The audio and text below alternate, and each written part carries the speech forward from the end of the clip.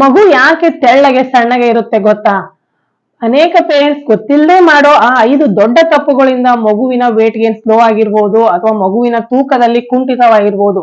ಇವತ್ತಿನ ಈ ವಿಡಿಯೋದಲ್ಲಿ ಪೇರೆಂಟ್ಸ್ ಮಾಡೋ ಯಾವ ತಪ್ಪುಗಳಿಂದ ಮಗುವಿನ ತೂಕ ಹೆಚ್ಚಾಗ್ತಿಲ್ಲ, ಅದಕ್ಕೆ ಯಾವ ರೀತಿ ಪರಿಹಾರ ಕೊಡಿಸ್ಬೇಕು, ನಿಮ್ ಮಗುವಿನ ಒಂದು ಒಳ್ಳೆ ಬೆಳವಣಿಗೆ ಆಸ್ ಎ ಪೇರೆಂಟ್ ಆಗಿ ನೀವು ಯಾವ ರೀತಿ ಸಹಾಯ ಮಾಡ್ಬೇಕು ಅನ್ನೋದ್ರ ಬಗ್ಗೆ ಸಂಪೂರ್ಣವಾಗಿ ಡಿಸ್ಕಸ್ ಮಾಡೋಣ. So welcome back to my channel being mom Kannada. ಯಾವ ತಪ್ಪುಗಳು ಮಾಡಿದ್ರೆ ಮಗುವಿನ ತೂಕ ಹೆಚ್ಚಾಗೋದಿಲ್ಲ ಅಥವಾ ಮಗುವಿನ ವೇಟ್ ಗೇನ್ ಸ್ಲೋ ಆಗುತ್ತೆ? ಎಸ್, ಅದರಲ್ಲಿ ಫಸ್ಟ್ ಒನ್ ಬಂದ್ಬಿಟ್ಟು ಬೇಬಿ ಕ್ಯೂಸ್ ಇಗ್ನೋರ್ ಮಾಡೋದು. ಎಸ್, ನಾರ್ಮಲಿ ಮಗು ಏನಾದ್ರೂ ಹಶುವದೆಲ್ಲ ಆಗಿತ್ತು ಅಂತಂದ್ರೆ ಕೆಲವೊಂದಿಷ್ಟು ಕ್ಯೂಸ್ ಕೊಡ್ತಿರುತ್ತೆ ಸ್ಟಾರ್ಟಿಂಗ್ ಅಲ್ಲಿ.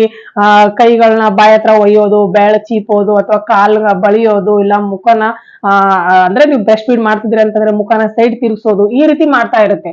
ಸೊ ಆ ಸಿಗ್ನಲ್ಸ್ ಅಥವಾ ಆ ಕ್ಲೂಸ್ ಕೊಟ್ಟ ತಕ್ಷಣನೇ ನೀವು ನಿಮ್ ಮಗು ಫೀಡ್ ಮಾಡ್ಬೇಕಾಗತ್ತೆ. ಅಕಸ್ಮಾತ್ ಏನೋ ನೀವು ಕೆಲಸ ಮಾಡ್ತಿದ್ರಿ, ಬಿಸಿ ಆಗಿದ್ದೀರಿ, ಒಂದ್ 5 ನಿಮಿಷ ಹೋಗ್ಲಿ, ಒಂದ್ 10 ನಿಮಿಷ ಹೋಗ್ಲಿ ಅಂತ ಈ ರೀತಿ ಇಗ್ನೋರ್ ಮಾಡ್ತಿದ್ರಿ ಅಂತಂತಂದ್ರೆ ಒಂದ್ ಸ್ವಲ್ಪ ದಿನ ಇದೇ ಟೈಪ್ ಇಗ್ನೋರ್ ಮಾಡ್ತಾ ಹೋದ್ರಿ ಅಂತಂದ್ರೆ ನಿಮ್ ಮಗುವಿಗೆ ಹಶು ಕಡಿಮೆ ಆಗ್ತಾ ಬರುತ್ತೆ. ಅಂದ್ರೆ ನಿಮ್ ಮಗುವಿನ ಇಂಟೇಕ್ ಮಿಲ್ಕ್ ತಗೊಳೋದ್ ಏನಿರುತ್ತಲ್ಲ ಅದು ಕಡಿಮೆ ಆಗ್ತಾ ಹೋಗುತ್ತೆ. ಇದಕ್ ಬೆಸ್ಟ್ ಸೊಲ್ಯೂಷನ್ ಏನಪ್ಪಾ ಅಂತಂದ್ರೆ ಮಗು ಪ್ರತಿ 2 ರಿಂದ 3 ಗಂಟೆಗೊಮ್ಮೆ ಅದನ್ನ ಹಾಲು ಕುಡಿಸ್ತಾ ಬನ್ನಿ. ಎಷ್ಟು ಮೇಲಿಂದ ಮೇಲೆ ಫೀಡ್ ಎಷ್ಟು ಫ್ರೀಕ್ವೆಂಟ್ ಆಗಿರುತ್ತೆ ಅಷ್ಟು ಮಗುವಿನ ಡೈಜೆಷನ್ ಚೆನ್ನಾಗಾಗುತ್ತೆ ಮತ್ತೆ ಮಗುವಿನ ವೇಟ್ ಕೂಡ ತುಂಬಾ ಇಂಪ್ರೂವ್ಮೆಂಟ್ ಆಗುತ್ತೆ. ನೆಕ್ಸ್ಟ್ ಹಲವಾರು ಪೇರೆಂಟ್ಸ್ ಮಾಡೋ ಮಿಸ್ಟೇಕ್ ಏನಪ್ಪಾ ಅಂತಂದ್ರೆ ವಾಟರ್ ಅರ್ಲಿ ಇಂಟ್ರೊಡ್ಯೂಸ್ ಮಾಡೋದು. ಎಸ್, ಫಾರ್ ಎಕ್ಸಾಂಪಲ್ ನಂದೇ ನನ್ನ ಎಕ್ಸ್ಪೀರಿಯನ್ಸ್ ಮೇಲೆ ಹೇಳ್ಬೇಕಪ್ಪ ಅಂತಂದ್ರೆ ನಾನು ಫಸ್ಟ್ ಡೆಲಿವರಿ ಸಮ್ಮರ್ ಟೈಮ್ ಅಲ್ಲಿ ಆಗಿತ್ತು. ನಮ್ಮ ಅಜ್ಜಿನೇ ಮಗು ಜಸ್ಟ್ ಇನ್ನು 1 ತಿಂಗಳಿತ್ತು, ಮಗು ಬಾಯಿ ಒಣಗಿದಂಗ ಆಗುತ್ತೆ, ಮಗು ನೀರ್ ಕೊಡು ಅನ್ಕೊಂಡು ಈ ರೀತಿ ಫೋರ್ಸ್ ಮಾಡ್ತಿದ್ರು. ಇದೇ ಟೈಪ್ ನಿಮ್ಗೂ ನಿಮ್ ಮನೇಲೆಲ್ಲ ಏನಾದ್ರೂ ಹೇಳಿರೋ ಎಕ್ಸ್ಪೀರಿಯನ್ಸ್ ಇರಬಹುದು.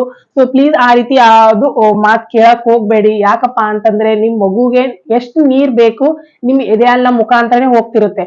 ಅಂದ್ರೆ ನಿಮ್ ಎದೆ ಹಾಲಿನಲ್ಲೇ ಒಂದು 75 to 80% ಅಷ್ಟು ನೀರೇ ಇರುತ್ತೆ, ಬಾಕಿ ಅಷ್ಟು ಮಾತ್ರ ನ್ಯೂಟ್ರಿಯೆಂಟ್ಸ್ ಇರುತ್ತೆ. ಸೊ ಹಾಗಾಗಿ 6 ತಿಂಗಳವರೆಗೂ ನಿಮ್ ಮಗು ಯಾವುದೇ ರೀತಿ ನೀರಿನ ಅವಶ್ಯಕತೆ ಇಲ್ಲ.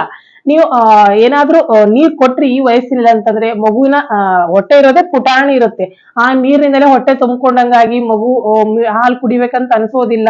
ಈ ನೀರಿನಲ್ಲಿ ಯಾವುದೇ ರೀತಿ ನ್ಯೂಟ್ರಿಯೆಂಟ್ಸ್ ಇರೋದಿಲ್ಲ. ಸೊ ಇದರಿಂದ ಮಗುವಿಗೆ ಸಿಗ್ಬೇಕಾದಂತ ನ್ಯೂಟ್ರಿಯೆಂಟ್ಸ್ ಸಿಗದೆ ಮಗುವಿನ ತೂಕ ಹೆಚ್ಚಾಗೋದಿಲ್ಲ. ಸೊ ಆದಷ್ಟು ನಿಮ್ ಮಗುವಿಗೆ 6 ತಿಂಗಳವರೆಗೂ ನೀರ್ ಕೊಡದೇ ಇದ್ರೆ ಒಳ್ಳೇದು. 6 ತಿಂಗಳ ನಂತರ ನೀವು ಸ್ವಲ್ಪ ಸ್ಲೋ ಆಗಿ ಇಂಟ್ರೊಡ್ಯೂಸ್ ಮಾಡ್ತಾ ಹೋಗ್ಬೋದು. ಮಿಸ್ಟೇಕ್ ನಂಬರ್ 3 ಬಂದ್ಬಿಟ್ಟು milk diet too long. Yes, World Health Organization ಅವ್ರ ಪ್ರಕಾರನೇ 6 ತಿಂಗಳ ನಂತರ ಮೇಲಿನ ಆಹಾರ ಮುಖ್ಯ ಆಗಿರುತ್ತೆ. ಯಾಕಪ್ಪ ಅಂತಂದ್ರೆ ಮಗುವಿನ ಮೈಲ್ ಸ್ಟೋನ್ಸ್ ಅಂದ್ರೆ ಬೆಳವಣಿಗೆ ತುಂಬಾ ಸ್ಪೀಡ್ ಆಗಿರುತ್ತೆ. ಮಗು ಅಂಬೆಗೆ ಅಲ್ಲೇ ಹೋಗೋಕ್ ಟ್ರೈ ಮಾಡೋದು, ನಿಂತ್ಕೊಳ್ಳೋದು, ಕುಂತ್ಕೊಳ್ಳೋದು, ಈ ರೀತಿ ಎಲ್ಲ ಮೈಲ್ ಸ್ಟೋನ್ಸ್ಗೆ ಮಗುವಿಗೆ ತುಂಬಾ ಜಾಸ್ತಿ ಸ್ಟಮಕ್ ಹೆವಿ ಆದಂತ ಆಹಾರ ಅಗತ್ಯ ಆಗಿರುತ್ತೆ. ಸೊ ಹಾಗಾಗಿ ಮೇಲಿನ ಆಹಾರ ಕೊಡೋದು ಮುಖ್ಯ ಆಗಿರುತ್ತೆ. ಕೆಲವೊಬ್ರು ಏನ್ ಮಾಡ್ತಾರೆ, ಇನ್ನು ಹಾಲಿದಾವೆ, ಮಗು ಇದೇ ವಯಸ್ಸಿನಲ್ಲಿ ಹಾಲು ಕುಡಿಬೇಕಲ್ಲ, ಕುಡಿಲಿ ಅನ್ಕೊಂಡು 6 ತಿಂಗಳ ನಂತರ ಕೂಡ ಮೇಲಿನ ಆಹಾರ ಸ್ಟಾರ್ಟ್ ಮಾಡದೇ ಇರ್ಬೋದು. ಇಲ್ಲ ಕೆಲವೊಬ್ರಿಗೆ ಅದ್ ಏನಪ್ಪಾ ಅದನ್ನೆಲ್ಲ ಮಾಡೋದು, ಮಗು ತಿನ್ಸೋದು, ಅದನ್ನೆಲ್ಲ ಯಾರು ಅಷ್ಟೊಂದು ಕಷ್ಟ ತಗೊಂತಾರ ಅನ್ಕೊಂಡ್ ಕೆಲವೊಬ್ರು ಈ ರೀತಿ ಕೂಡ ಇಗ್ನೋರ್ ಮಾಡೋದು ಅಥವಾ ನೆಗ್ಲೆಕ್ಟ್ ಮಾಡೋದು ಮಾಡ್ತಿರ್ತಾರೆ. ಸೊ ಪ್ಲೀಸ್ ಆ ರೀತಿ ಮಾಡಕ್ ಹೋಗ್ಬೇಡಿ. ಇದರಲ್ಲಿ ನೀವು ರಾಗಿ ಗಂಜಿ ಕೊಡೋದಾಯ್ತು, ಸಿರಿಧಾನ್ಯ ಕೊಡೋದು, ಅಥವಾ apple puree, fruit puree, vegetable puree ಈ ರೀತಿ ಕೊಡ್ತಾ ಬನ್ನಿ. ನಾನು ಮಕ್ಕಳಿಗೆ ಯೂಸ್ ಮಾಡಿದ ಎಕ್ಸ್ಪೀರಿಯನ್ಸ್ ಪ್ರಕಾರ ಸಿರಿಧಾನ್ಯ ಮತ್ತು ಈ ರಾಗಿ ಸರಿ ಹಿಟ್ಟು ಇದನ್ನೆಲ್ಲ ಯಾವ್ದು ನನಗ್ ಇಷ್ಟ ಆಗಿದೆ ಅದೆಲ್ಲ ಡಿಸ್ಕ್ರಿಪ್ಷನ್ ಬಾಕ್ಸ್ ನಲ್ಲಿ ಲಿಂಕ್ ಕೊಟ್ಟಿರ್ತೀನಿ. ನೀವು ಒಂದ್ಸರಿ ಚೆಕ್ ಮಾಡ್ಕೊಂಡು ಯೂಸ್ ಮಾಡಿದ್ರಿ ಅಂತಂದ್ರೆ ಶೋರ್ ನಿಮ್ಗೂ ಕೂಡ ಇಷ್ಟ ಆಗ್ಬೋದು ಅನ್ಕೊಂತೀನಿ. ನೆಕ್ಸ್ಟ್ ಮಿಸ್ಟೇಕ್ ಬಂದ್ಬಿಟ್ಟು ಓವರ್ ಫೀಡಿಂಗ್. ಎಸ್, ಸಾಮಾನ್ಯವಾಗಿ ಎಲ್ಲ ಅಮ್ಮಂದಿರ್ಗು ಅವ್ರ ಮಗು ಗುಂಡ್ಗುಂಡಕ್ಕಾಗ್ಬೇಕು, ಚಬ್ಬಿ ಆಗ್ಬೇಕು ಅನ್ಕೊಂಡು ಆಸೆ ಇದ್ದೇ ಇರುತ್ತೆ. ಈ ಆಸೆ ಈಡೇರೋದಕ್ಕೋಸ್ಕರ ಮಗುವಿಗೆ ತುಂಬಾ ಫೋರ್ಸ್ ಆಗಿ ಫೀಡ್ ಮಾಡೋದು ತಪ್ಪಾಗುತ್ತಲ್ಲ. ಮಗುವಿನ ದೇಹ ಆಯ್ತು, ಮಗುವಿನ ಬೆಳವಣಿಗೆ ಪ್ರತಿಯೊಂದು ಮಗು ಕೂಡ ವಿಭಿನ್ನ ಆಗಿರುತ್ತೆ, ಪ್ರತಿಯೊಂದು ಮಗುವಿನ ಡೈಜೆಷನ್ ಕ್ರಿಯೆ ಕೂಡ ವಿಭಿನ್ನ ಆಗಿರುತ್ತೆ. ಸೊ ಹಾಗಾಗಿ ತುಂಬಾ ಮಗುವಿಗೆ ಫೋರ್ಸ್ ಮಾಡಿ ತಿನ್ಸೋ ಬದಲು ಫ್ರೀಕ್ವೆಂಟ್ ಆಗಿ ತಿನ್ಸ್ತಾ ಬನ್ನಿ. 2 ರಿಂದ 3 ಗಂಟೆಗೊಮ್ಮೆ ಅದನ್ನ ಹಾಲು ಕುಡಿಸೋದಾಯ್ತು, ಇಲ್ಲ ಮೇಲಿನ ಆಹಾರ ಕೊಡೋದು, ಯಾವ್ದೇ ಸ್ಟಾರ್ಟ್ ಮಾಡಿ ನೀವು ಮೇಲಿನ ಆಹಾರ ಆಯ್ತು, ಎದೆ ಹಾಲು ಆಯ್ತು, ಫಾರ್ಮುಲಾ ಮಿಲ್ಕ್ ಆಯ್ತು, ಎಷ್ಟು ನೀವು ಮೇಲಿಂದ ಮೇಲ್ ಕೊಡ್ತೀರಿ, ಸ್ಮಾಲ್ ಕ್ವಾಂಟಿಟಿ ಆದ್ರೂ ಮೇಲಿಂದ ಮೇಲ್ ಕೊಡೋದು ಮುಖ್ಯ ಆಗಿರುತ್ತೆ ಮಗುವಿನ ವೇಟ್ ಗೇನ್ಗೆ. ಸೊ ಮೇಲಿಂದ ಮೇಲ್ ಕೊಡ್ತಾ ಬನ್ನಿ. ಮಗು ಇಷ್ಟಪಟ್ಟು ತಿನ್ಬೇಕು. ಸೇಮ್ ಫುಡ್ ಎವ್ರಿ ಟೈಮ್ ಕೊಡೋದು, ಇಲ್ಲ ಒಂದ್ ಬಾರಿ ಪ್ರಿಪೇರ್ ಮಾಡಿದ್ರಿ ಮಗು ತಿಂದಿಲ್ಲ ಅನ್ಕೊಂಡು ಅದೇ ಫುಡ್ ಫ್ರಿಜ್ ಅಲ್ಲಿ ಇಟ್ಟು ಅದನ್ನೇ ನೆಕ್ಸ್ಟ್ ಟೈಮ್ ಕೊಡೋದು, ಈ ರೀತಿ ಮಾಡಕ್ ಹೋಗ್ಬೇಡಿ. ಅದು ವೇಸ್ಟ್ ಆದ್ರೂ ಆಗ್ಲಿ ಅಥವಾ ನಿಮ್ಗೂ ಕೂಡ ಬೋರ್ ಆದ್ರೂ ಕೂಡ ಮಗುಗೋಸ್ಕರ ಸ್ವಲ್ಪ ಕಷ್ಟ ಪಡ್ಬೇಕಾಗತ್ತಲ್ಲ. ಫೋರ್ಸ್ ಆಗಿ ಫೀಡ್ ಮಾಡೋದ್ರಿಂದ ಮಗುವಿಗೆ ಈ ಹೊಟ್ಟೆ ಗ್ಯಾಸ್ ಹಿಡ್ದಂಗ್ ಆಗೋದು, ಡೈಜೆಷನ್ ತೊಂದ್ರೆ ಆಗೋದು, ಹೊಟ್ಟೆ ನೋವು ಆಗೋದು, ಈ ರೀತಿ ಕೂಡ ತೊಂದ್ರೆ ಫೇಸ್ ಮಾಡ್ಬೇಕಾಗತ್ತೆ.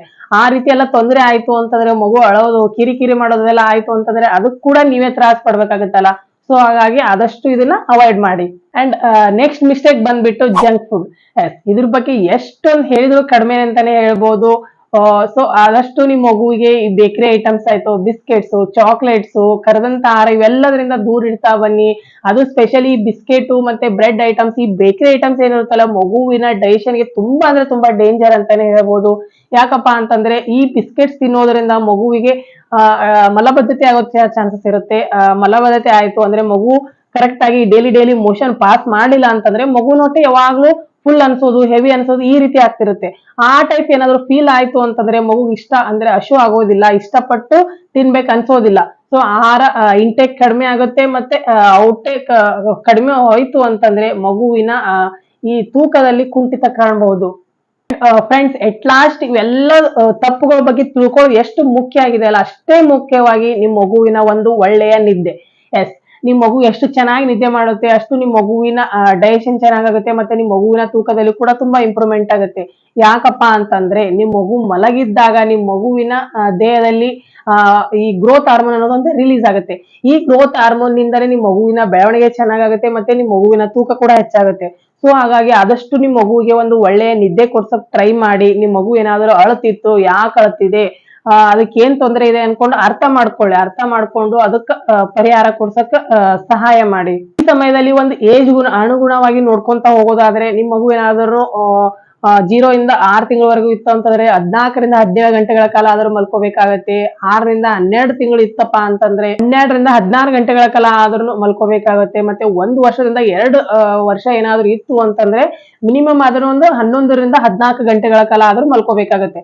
ಇದೊಂದು ಯಾವರೇಜ್ ಆದಂತ ಸ್ಲೀಪಿಂಗ್ ಅವರ್ಸ್ ಅಂತಾನೆ ಹೇಳ್ಬೋದು. ಇದಿಷ್ಟು ನಿಮ್ ಮಗು ಈ ಟೈಪ್ ಮಲ್ಕೋತಿಂತು ಅಂತಂದ್ರೆ ನಿಮ್ ಮಗುವಿನ ಬೆಳವಣಿಗೆ ತುಂಬಾ ಅಂದ್ರೆ ತುಂಬಾ ಚೆನ್ನಾಗ್ ಆಗ್ತಾ ಬರುತ್ತೆ. ಫ್ರೆಂಡ್ಸ್, ಇಷ್ಟೊತ್ತು ಡಿಸ್ಕಸ್ ಮಾಡಿದಂತ ಕಂಟೆಂಟ್ ನಿಮ್ಗೆ ಯೂಸ್ ಆಗಿದೆ ಅನ್ಕೊಂತೀನಿ. ಯೂಸ್ ಅನ್ಸಿತ್ತು ಅಥವಾ ನಿಮ್ಗೆ ಲೈಕ್ ಆಗಿತ್ತು ಅಂತಂತಂದ್ರೆ ಕೊಡೋದನ್ನು ಮರಿಬೇಡಿ. ಇದೇ ರೀತಿ ನಿಮ್ ಮಗುವಿನ ಆರೈಕೆಗೆ ಬೇಕಾದಂತ ರೆಗ್ಯುಲರ್ ವಿಡಿಯೋಗಳ ಅಪ್ಡೇಟ್ಗಾಗಿ ಸಬ್ಸ್ಕ್ರೈಬ್ ಆಗಿ. ನೀವು ಮತ್ತೆ ನಿಮ್ ಮಗು ಇಬ್ರು ಆರೋಗ್ಯವಾಗಿರಿ. Thank you.